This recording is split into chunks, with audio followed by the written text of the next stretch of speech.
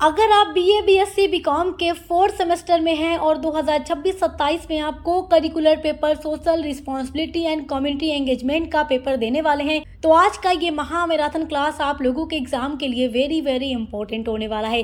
देखिए, इस बार 2026-27 बैच में बहुत सारी यूनिवर्सिटी ने बीए, बीएससी, बीकॉम के फोर्थ सेमेस्टर में को करिकुलर पेपर में बदलाव किया है, जिसमें social responsibility and community engagement का पेपर लिया जाएगा।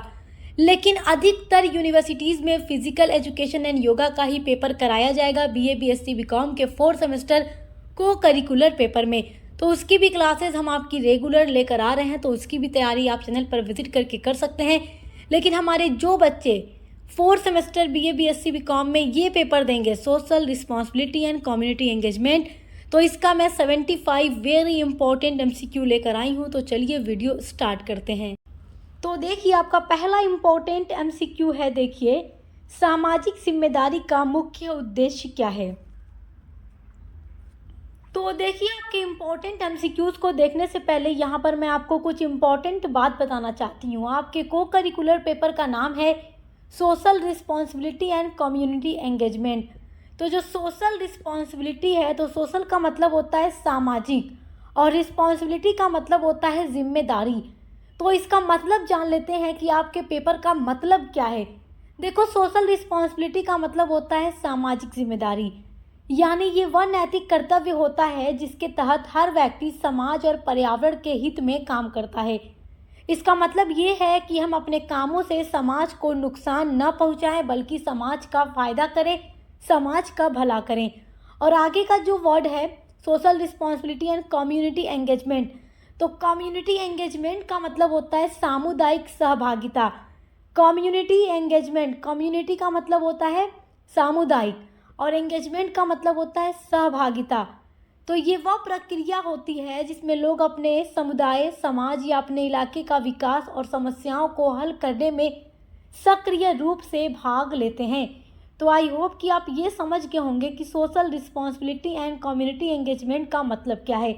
अब देखते हैं, पहला इम्पोर्टेंट एमसीक्यू आपका है सामाजिक जिम्मेदारी का मुख्य उद्देश्य क्या है।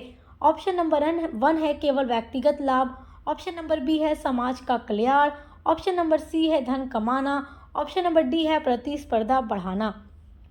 तो सामाजिक जिम्मेदारी का मतलब होता है समाज का कल्याण करना। ऑप्शन नंबर बी आपका राइट है। अगला इम्पोर्टेंट क्वेश्चन है कम्युनिटी एंगेजमेंट का अर्थ क्या है। कम्युनिटी एंगेजमेंट का मतलब मैंने आपको बताया है ना, सामुदायिक सहभागिता, यानी कि समुदाय के साथ मिलकर, समाज के साथ मिलकर, समुदाय यानी समुदाय के साथ मिलकर काम करना, ताकि अपने समाज का, अपने समुदाय का, अपने इलाके का विकास हो सके। ऑप्शन नंबर ए आपका राइट है।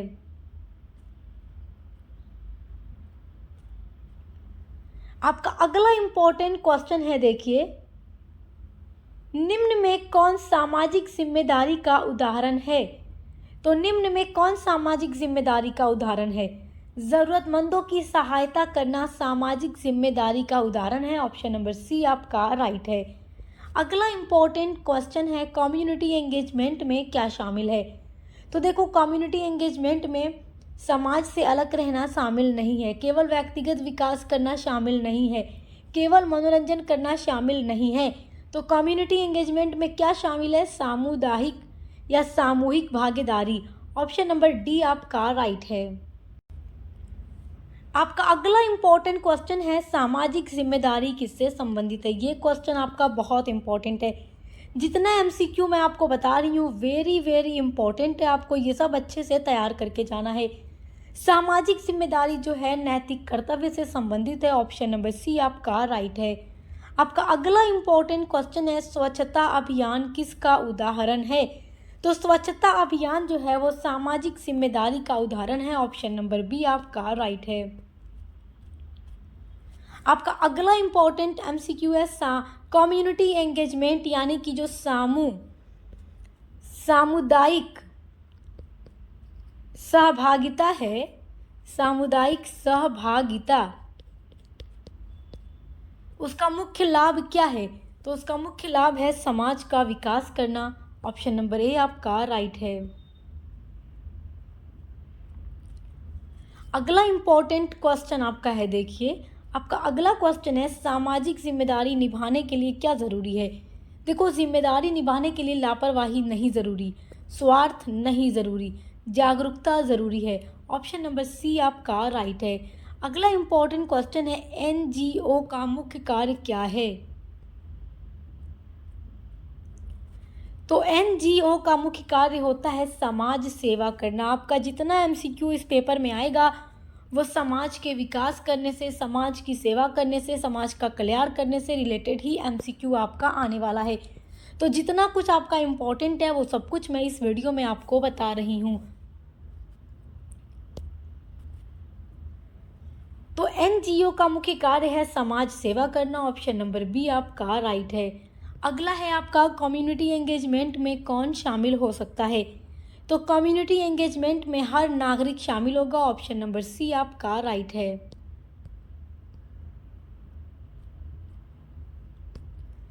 आपका अगला मोस्ट इम्पोर्टेंट एमसीक्यू है, सीएसआर का पूर्ण रूप क्या है, यानी सीएसआर का फुल फॉर्म क्या है।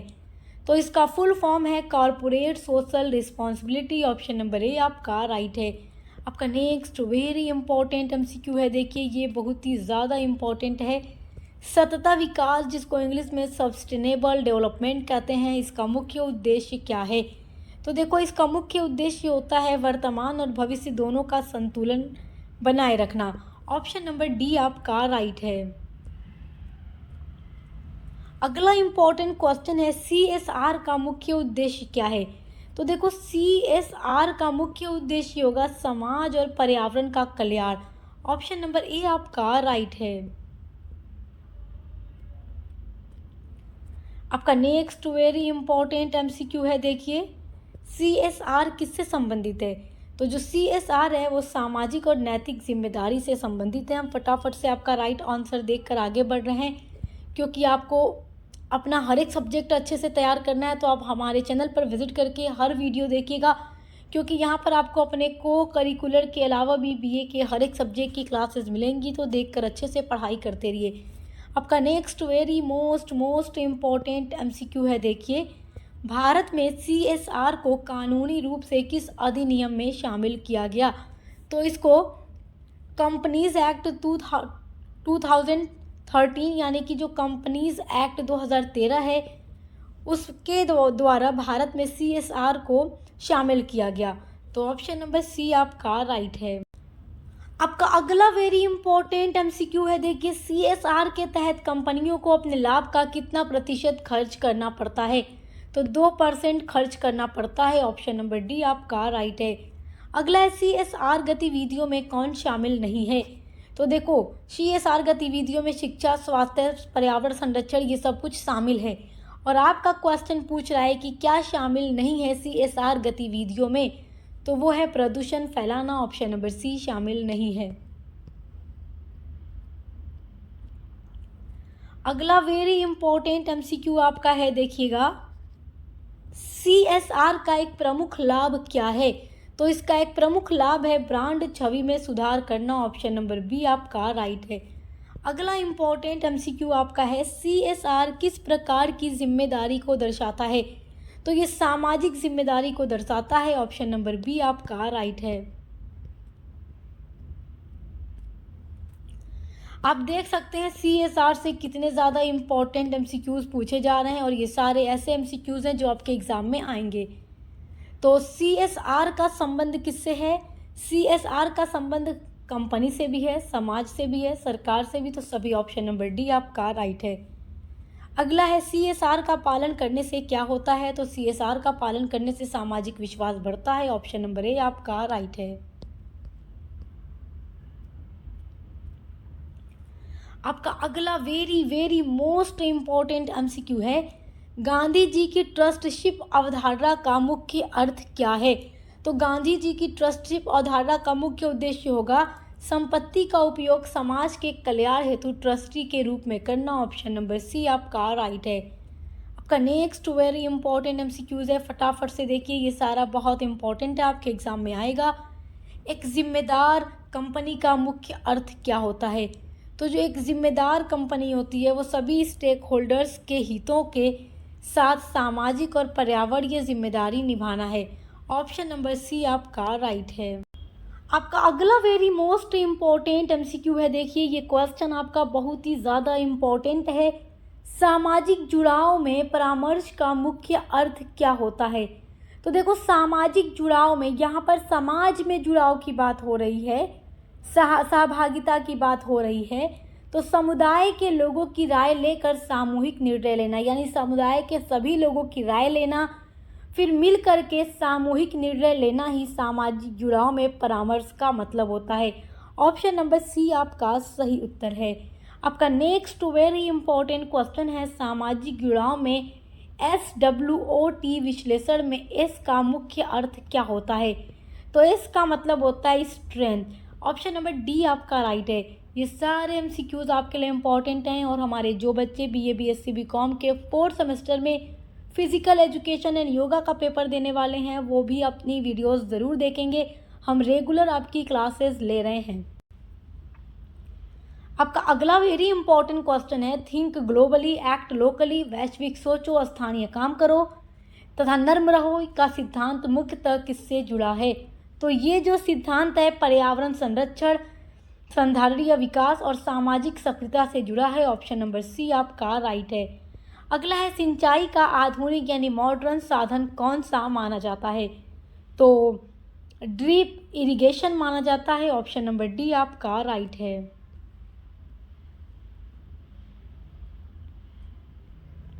अगला इंपॉर्टेंट एमसीक्यू है, कृषि विविधीकरण का मुख्य अर्थ क्या है?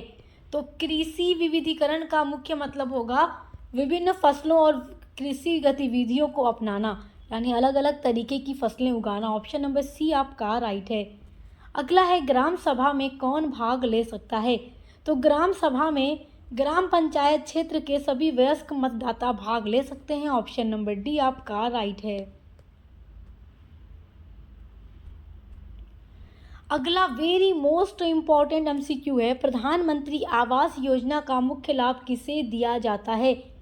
तो देखो प्रधानमंत्री आवास योजना का मुख्य लाभ उन लोगों को दिया जाता है जो आर्थिक रूप से कमज़ोर हैं, बेघर हैं या जिनके घर कच्चे हैं, उनको दिया जाता है जिससे वो अपना पक्का और अच्छा मकान बना सकते हैं। अगला इम्पोर्टेंट क्वेश्चन है, मनरेगा का मुख्य लाभ किसे प्राप्त होता है? तो देखिए मनरेगा का जो मुख्य लाभ है वो ग्रामीण क्षेत्रों के वयस्क बेरोजगार लोगों को मिलता है जो काम करना चाहते हैं। ऑप्शन नंबर डी आपका राइट है। स्वच्छ भारत मिशन का जो प्रमुख नारा है वो क्या है?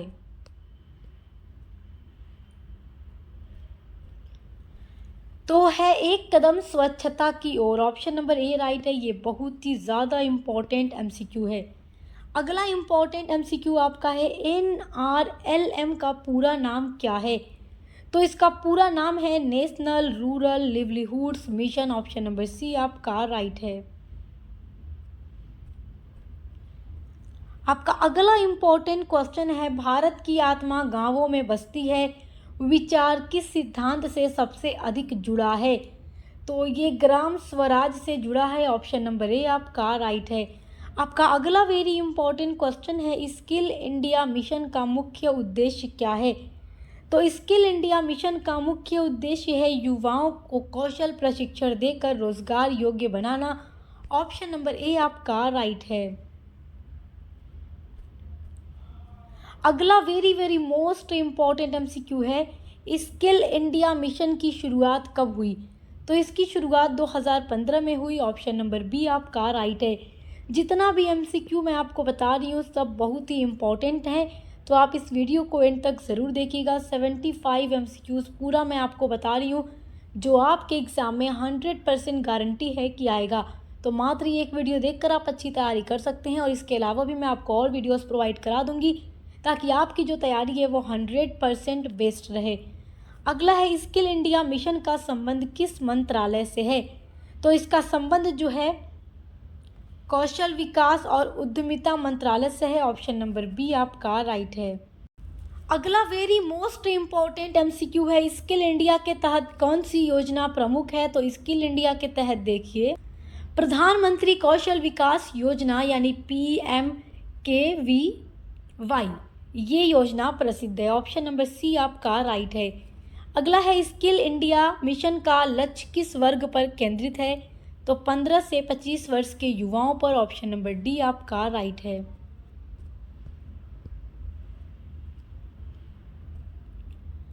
अगला वेरी मोस्ट इम्पोर्टेंट एमसीक्यू है, बेटी बचाओ बेटी पढ़ाओ योजना का मुख्य उद्देश्य क्या है? तो इस योजना का मुख्य उद्देश्य है लिंग अनुपात सुधारना और बालिकाओं की शिक्षा को बढ़ावा देना। ऑप्शन नंबर ए आपका राइट है। ये आपका बहुत ही इम्पोर्टेंट एमसीक्यू है। अगला है बेटी बचाओ बेटी पढ़ाओ ये योजना किस वर्ष प्रारंभ की गई? तो ये योजना 2015 में प्रारंभ की गई, 2015 में। ऑप्शन नंबर सी आपका राइट है। अगला वेरी इंपॉर्टेंट एमसीक्यू है, बेटी बचाओ बेटी पढ़ाओ योजना किन मंत्रालयों का संयुक्त प्रयास है? तो ये देखो, महिला एवं बाल विकास मंत्रालय, स्वास्थ्य मंत्रालय और शिक्षा मंत्रालय, इन सभी मंत्रालयों का संयुक्त प्रयास है बेटी बचाओ बेटी पढ़ाओ योजना। तो ऑप्शन नंबर बी आपका राइट है। अगला इम्पॉर्टेंट क्वेश्चन है, बेटी बचाओ बेटी पढ़ाओ योजना का मुख्य फोकस क्या है? तो इसका मुख्य फोकस है लिंग भेदभाव को समाप्त करना और जागरूकता को बढ़ाना। ऑप्शन नंबर डी आपका राइट है। अगला वेरी मोस्ट इम्पॉर्टेंट एमसीक्यू है, ये योजना किस सामाजिक समस्या से जुड़ी है? तो लैंगिक असमानता से जुड़ी है। ऑप्शन नंबर ए आपका राइट है। अगला वेरी इंपॉर्टेंट एमसीक्यू है, ग्रामीण उद्यमिता का मुख्य उद्देश्य क्या है? तो ग्रामीण उद्यमिता का मुख्य उद्देश्य है ग्रामीण क्षेत्रों में रोजगार और आय के अवसर को बढ़ाना। ऑप्शन नंबर ए आपका राइट है। अगला है, ग्रामीण उद्यमियों के विकास में सबसे बड़ी बाधा क्या होती है? तो सबसे बड़ी बाधा होती है पूंजी और प्रशिक्षण की कमी, क्योंकि जो ग्रामीण उद्यमी होते हैं उनके विकास में सबसे बड़ी रुकावट होती है पूंजी, इनके पास नहीं होती, पूंजी कम होती है और प्रशिक्षण में भी कमी होती है। तो ऑप्शन नंबर बी आपका राइट है। अगला वेरी इंपॉर्टेंट एमसीक्यू आपका है, देखिए, ग्रामीण उद्यमिता का एक प्रमुख उदाहरण क्या है? तो इसका एक प्रमुख उदाहरण है लघु एवं कुटीर उद्योग। ऑप्शन नंबर डी आपका राइट है। अगला वेरी इंपॉर्टेंट एमसीक्यू है, ग्रामीण उद्यमिता का समाज पर क्या प्रभाव पड़ता है? तो ग्रामीण विकास और आत्मनिर्भरता बढ़ती है। ऑप्शन नंबर ए आपका राइट है। अगला वेरी मोस्ट इम्पॉर्टेंट एमसीक्यू है, आयुष्मान भारत योजना किस वर्ष शुरू की गई थी? तो आयुष्मान भारत योजना जो है 2018 में शुरू की गई, 2018 में ये शुरू हुई। ऑप्शन नंबर सी जो आपका है वो राइट है। अगला इम्पॉर्टेंट एमसीक्यू है, ये भी आपके लिए बहुत ही ज़्यादा इम्पॉर्टेंट है, आयुष्मान भारत योजना का मुख्य उद्देश्य क्या है? तो इसका मुख्य उद्देश्य है जो भी गरीब परिवार हैं वो अपना अच्छे से इलाज करा सकें। तो आयुष्मान कार्ड की वजह से क्या होता है, गरीब परिवार के लोग भी अपना अच्छे से इलाज करा पाते हैं। तो गरीब परिवारों को स्वास्थ्य बीमा प्रदान करना आयुष्मान भारत योजना का मुख्य उद्देश्य है कि फ्री में वो लोग अपना अच्छा इलाज करा लेते हैं।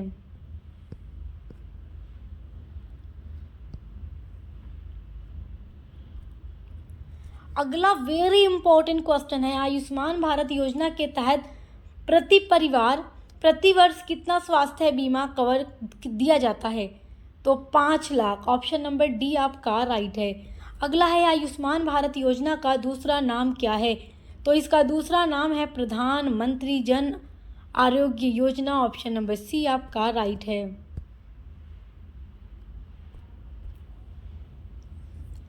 अगला वेरी इंपॉर्टेंट एमसीक्यू है, इस योजना का लाभ किन लोगों को मिलता है? तो आयुष्मान जो कार्ड योजना है इसका लाभ किन लोगों को मिलता है? तो आर्थिक रूप से जो गरीब और कमज़ोर परिवार के लोग हैं उनको मिलता है। ऑप्शन नंबर डी आपका राइट है। अगला इम्पॉर्टेंट एमसीक्यू है, ग्राम सभा क्या है? तो ग्राम सभा जो है गांव के सभी वयस्क मतदाताओं की सभा है। ऑप्शन नंबर ए आपका राइट है। अगला इम्पॉर्टेंट क्वेश्चन है, ग्राम पंचायत का प्रमुख कौन होता है? तो ग्राम पंचायत का प्रमुख जो है सरपंच या प्रधान होता है। ऑप्शन नंबर आपका बी राइट है। अगला है, ग्राम सभा की बैठक कितनी बार होनी चाहिए? तो 1 साल में कम से कम 2 बार होनी चाहिए। ऑप्शन नंबर बी आपका राइट है। ग्राम पंचायत किस स्तर की सरकार है? तो ये स्थानीय स्तर की सरकार है। ऑप्शन नंबर जो आपका सी है वो राइट है। अगला है 73वां संविधान संशोधन किससे संबंधित है? तो जो 73वां संविधान का संशोधन है वो ग्राम पंचायत यानी कि पंचायत राज से संबंधित है। ऑप्शन नंबर सी आपका राइट है। अगला इंपॉर्टेंट एमसीक्यू है, ग्राम पंचायत के कार्यकाल की अवधि कितनी होती है? तो ग्राम पंचायत कार्यकाल की अवधि 5 वर्ष होती है। ऑप्शन नंबर डी आपका राइट है। अगला इंपॉर्टेंट एमसीक्यू है, ग्राम पंचायत का मुख्य कार्य क्या है? तो ग्राम पंचायत का मुख्य कार्य होता है स्थानीय विकास कार्य करना। ऑप्शन नंबर ए आपका राइट है। अगला इंपॉर्टेंट एमसीक्यू आपका है, देखिए, ग्राम सभा की सदस्यता किससे प्राप्त होती है? तो सभी वयस्क नागरिक को। ऑप्शन नंबर सी आपका राइट है। अगला इंपॉर्टेंट एमसीक्यू है, ग्राम पंचायत का सचिव कौन नियुक्त करता है? तो राज्य सरकार नियुक्त करती है। ऑप्शन नंबर बी आपका राइट है। अगला इंपॉर्टेंट क्वेश्चन है, ग्राम पंचायत का मुख्य उद्देश्य क्या है? तो इसका मुख्य उद्देश्य है ग्रामीण विकास करना। ऑप्शन नंबर ए आपका राइट है। अगला इंपॉर्टेंट क्वेश्चन है, ग्राम सभा की बैठक कौन बुलाता है? तो सरपंच बुलाते हैं। देखो, जो सचिव होते हैं वो सरपंच के आदेश से क्या करते हैं, ग्राम सभा की बैठक बुलाते हैं। ऑप्शन नंबर जो आपका बी है वो राइट है। अगला इंपॉर्टेंट एमसीक्यू है, पंचायत राज व्यवस्था किस सिद्धांत पर आधारित है? तो ये विकेंद्रीकरण सिद्धांत पर आधारित है। ऑप्शन नंबर बी आपका राइट है। अगला है, पंचायत राज में कितने स्तर होते हैं? तो इसमें 3 स्तर होते हैं। ऑप्शन नंबर सी आपका राइट है। अगला इंपॉर्टेंट एमसीक्यू है, ग्राम पंचायत का संबंध किससे होता है? तो इसका संबंध होता है स्थानीय प्रशासन से। ऑप्शन नंबर ए आपका राइट है। अगला है, ग्राम सभा का मुख्य उद्देश्य क्या है? तो ग्राम सभा का मुख्य उद्देश्य है जन भागीदारी बढ़ाना। ऑप्शन नंबर ए आपका राइट है। तो आज की वीडियो में 75 एमसीक्यूज़ मैंने आपको बताए हैं जो कि वेरी इंपॉर्टेंट है आपके एग्ज़ाम 2026-27 के लिए, ऑल यूनिवर्सिटी के लिए। तो इसको अच्छे से तैयार कर लीजिएगा। और को करिकुलर के अलावा भी आपके बीए के हर एक सब्जेक्ट की क्लासेस चल रही हैं, तो देखकर अच्छे से पढ़ाई करते रहिए। Best of luck. अब मिलते हैं अगली वीडियो के साथ।